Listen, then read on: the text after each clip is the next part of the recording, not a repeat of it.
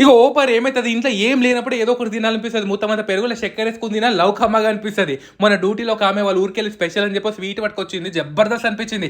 దేంతో చేస్తారంటే పెరుగుతో చేస్తారనేది పేరు అయితే శ్రీఖండ్ అంట.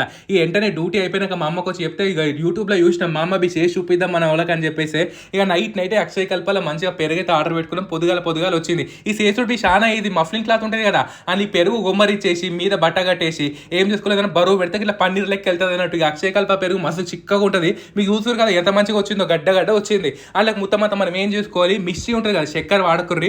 మిశ్రీని ముత్తమంతా ఇలా చేసి పొడి కొట్టుకోర్రి. మీకు తీయగా ఎంత కావాలంటే అంత వేసుకొని ఒక కుంకుమ పువ్వు జర్ర ఉడుకుడుకు పాలల్లో నానబెట్టిరు అనుకోరి మంచిగా న్యాచురల్ కలర్ వస్తుంది. చూస్తురా ఇట్లా ఊపితే కూడా అసలు కాడతలేదు అన్నట్టు. ఇక మీరు ఏం చేసుకోవాలి, మీకు టాపింగ్ టూటీ ఫ్రూటీ చెర్రీస్ గాజు పలుకులు ఏవంటా వేసుకోవచ్చు. మీదికెళ్ళి మనం ఏం చేసినాం, ఈ న్యాచురల్ హనీ ఉంటుందంటే అక్షయ కల్పల ఫస్ట్ టైం ఆర్డర్ పెట్టుకున్నాం. లవ్ టేస్ట్ అనిపించింది.